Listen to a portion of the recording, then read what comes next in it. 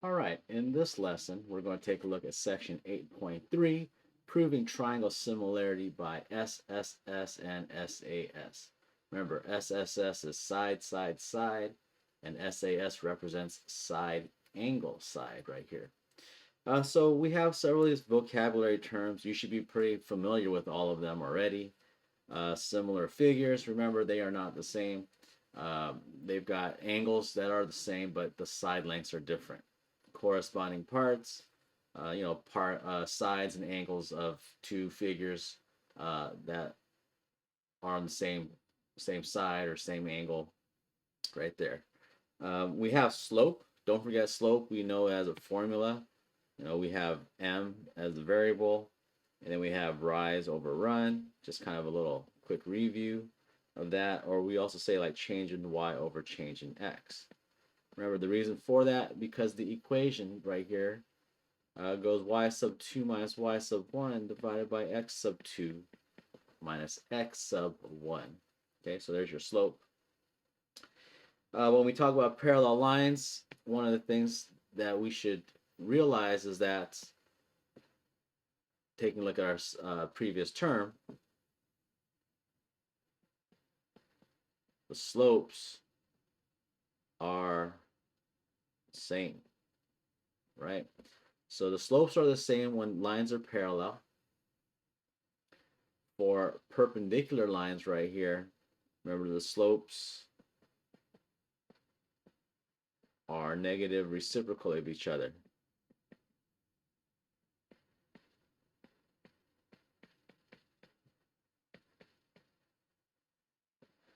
Okay, so the slopes are negative reciprocals of one another.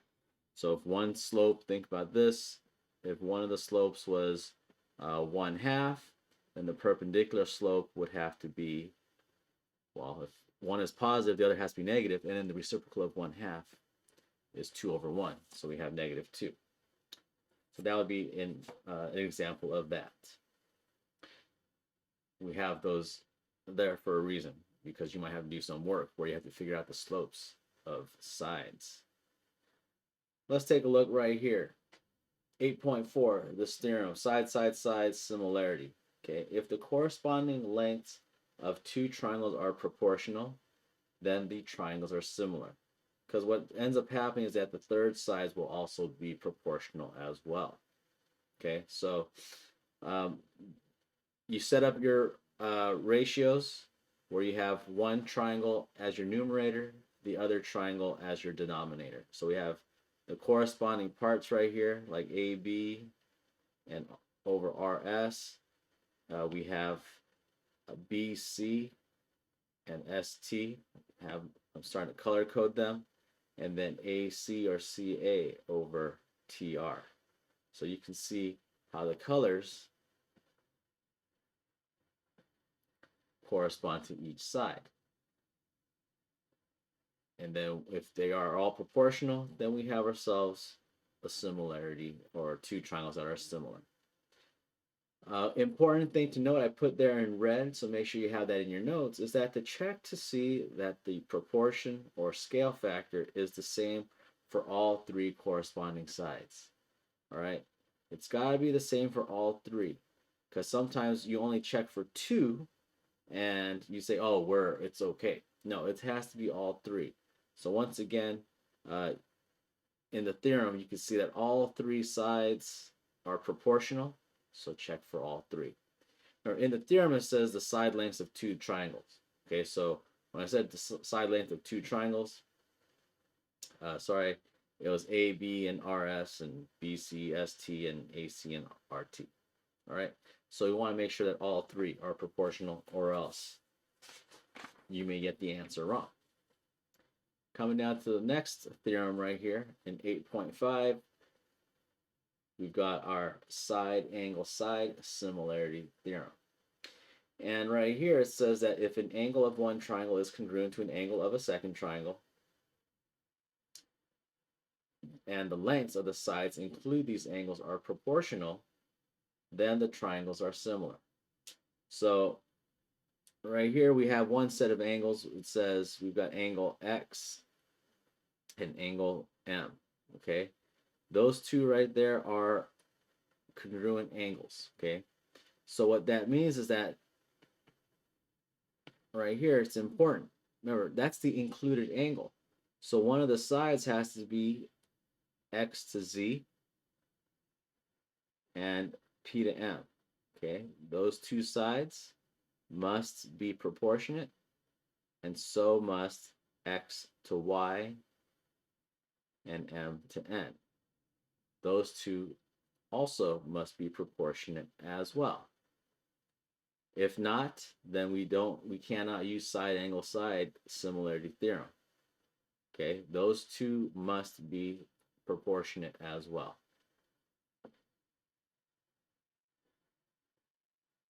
So now let's get to the nitty gritty.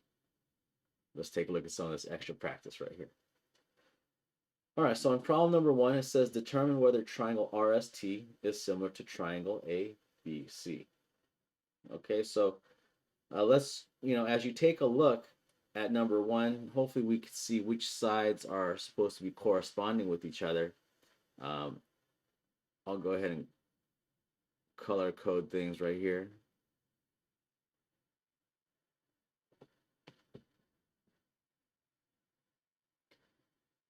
And one of the things that I'm taking a look at are like the length of the sides, and that'll help me determine, all right, which one are they supposed to be lined up with? Because if you look at the side lengths from smallest to greatest, then the triangle that it's supposed to be similar to should have those corresponding sides, with least to greatest as well.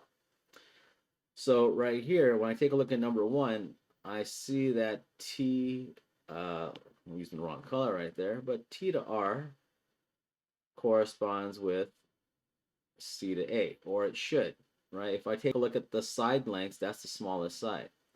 When I take a look right here at A to B, that is going to correspond with R to S.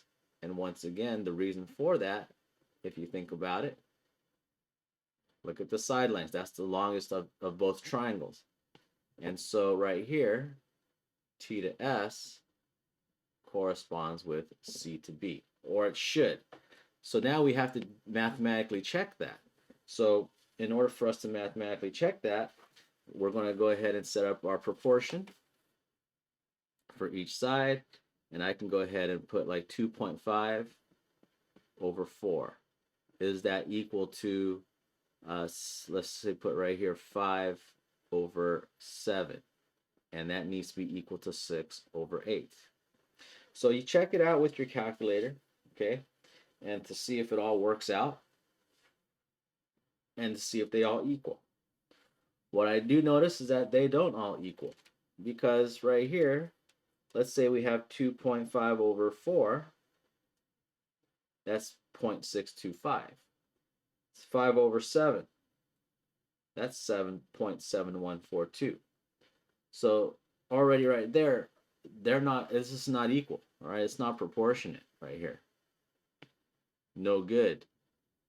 6 over 8, that's 0.75. So none of these are equal.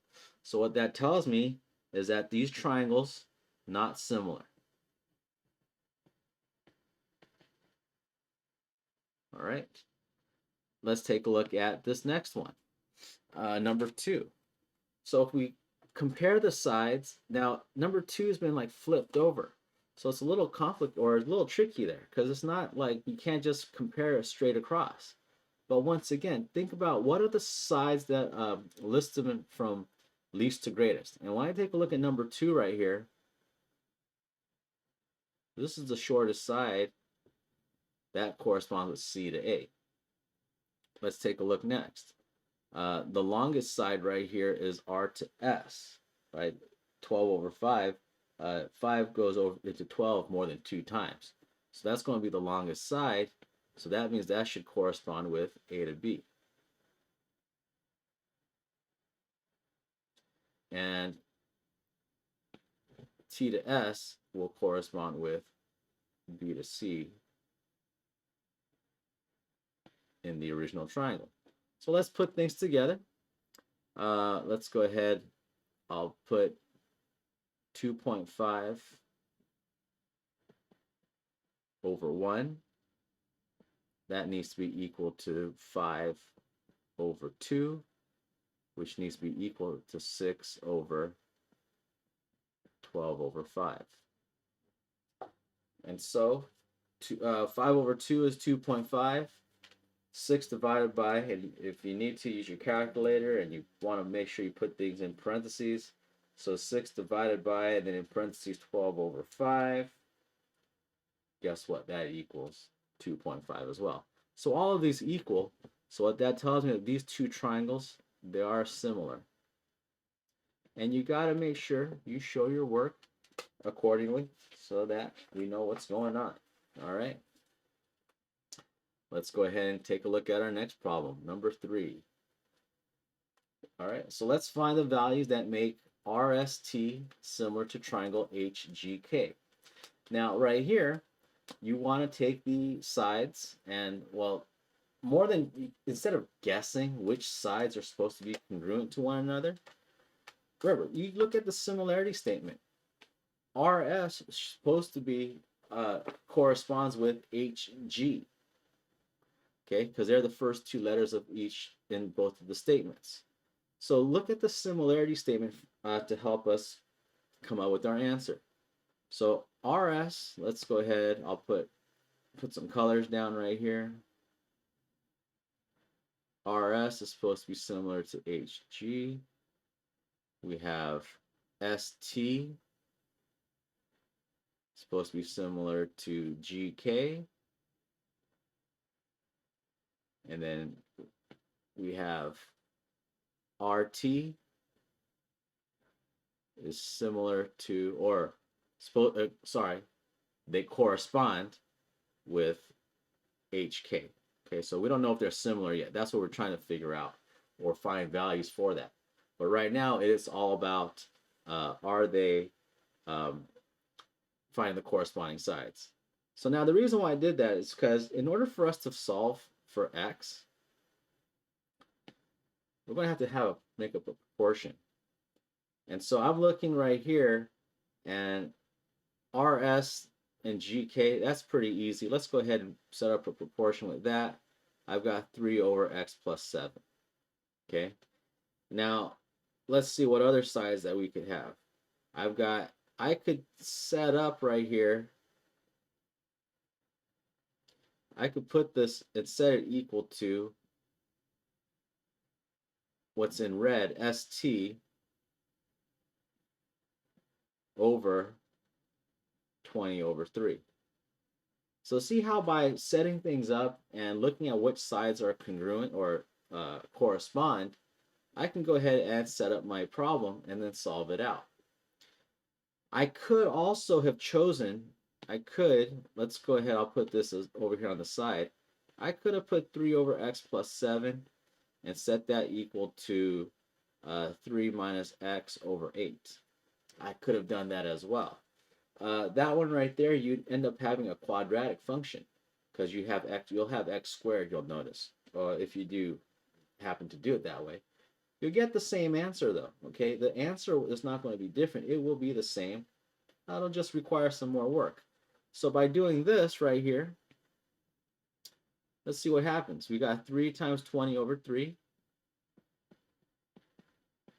Right, the 3's will cancel and you're left with 20. And then we have 5 times x plus 7. And then you distribute the 5, and that's equal to 5x plus 35. So let's get x by itself. We'll subtract 35 to both sides. And guess what? We'll end up with,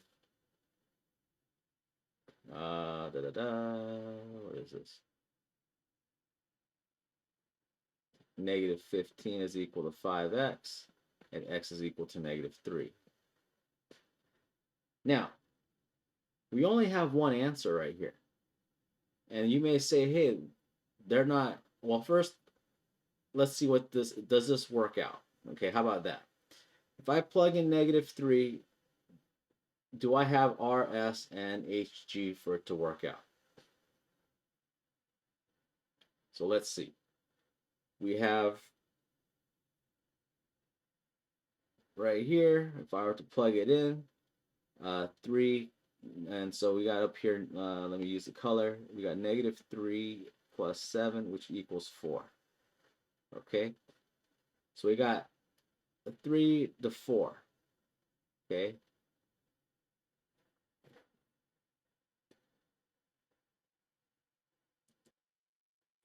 and so if I were to take a look, we got 3 to 4, which is great. Um, that's 0.75.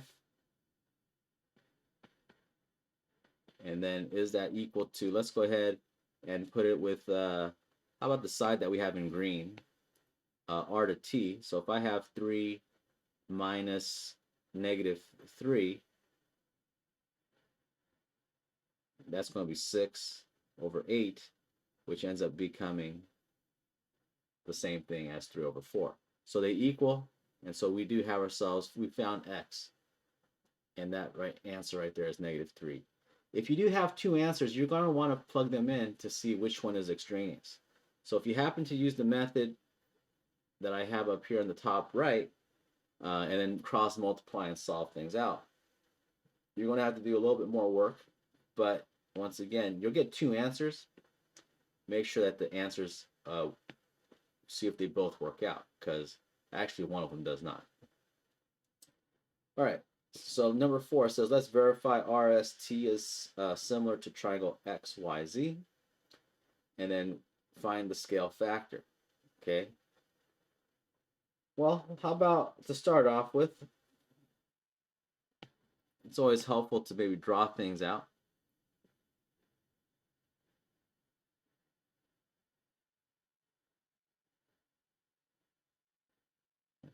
Or actually, we don't even need to draw things out.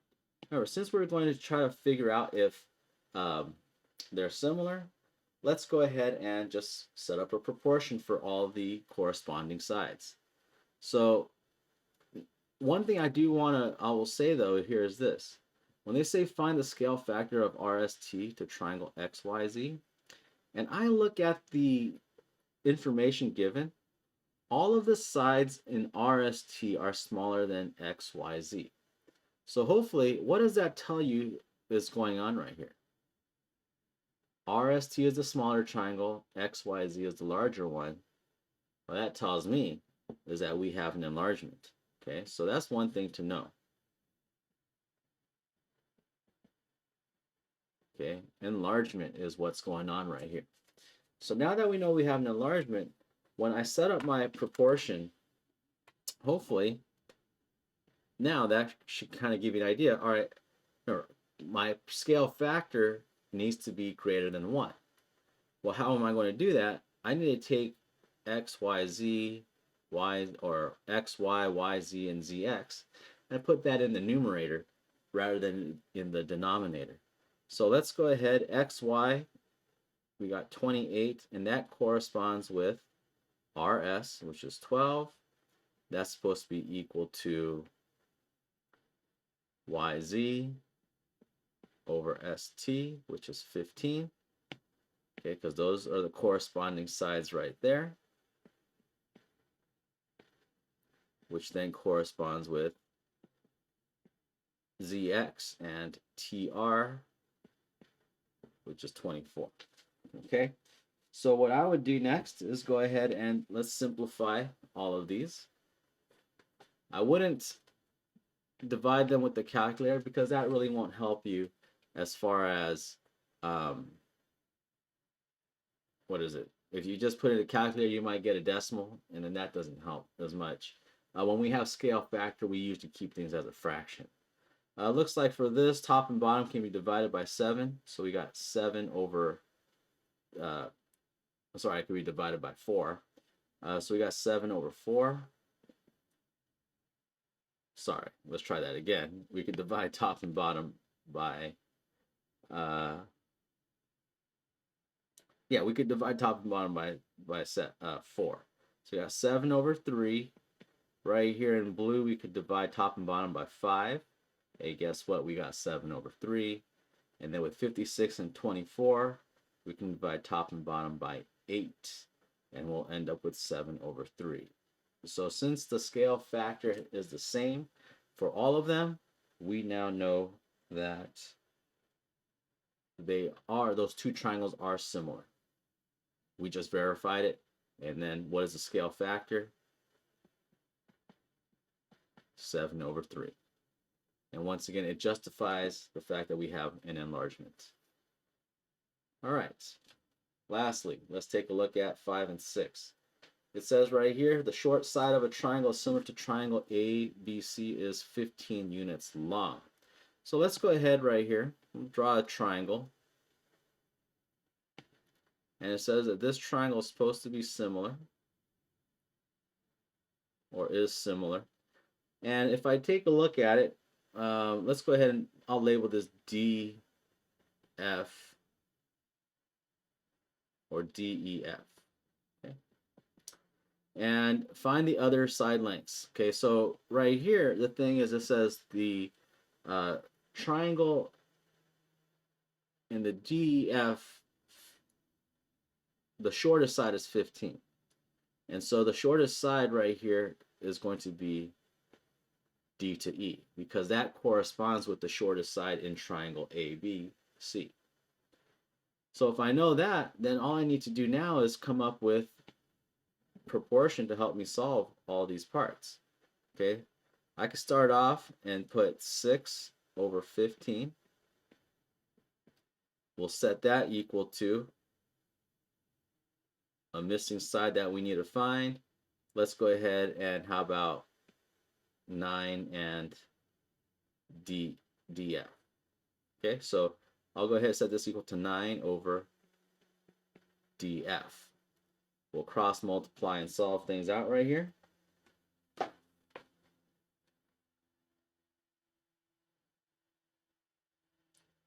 All right, so we got 15 times 9. We have 135 is equal to 6 times DF. All right, so if I take 135 and divide it by 6,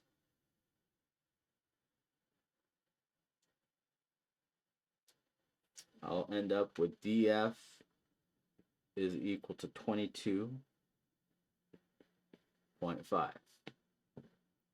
All right, let's try this again, because we have one more side to try to find right here.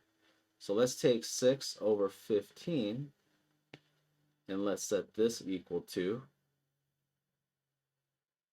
we've got now B to C, and then we'll take a look at side EF that corresponds with it. So we have 7/EF. So we got 15 times 7. So I got 105 is equal to 6EF. We'll divide both sides by 6. And I end up with 35/2. And 35/2 is 17.5. And that right there, we have now found E to F.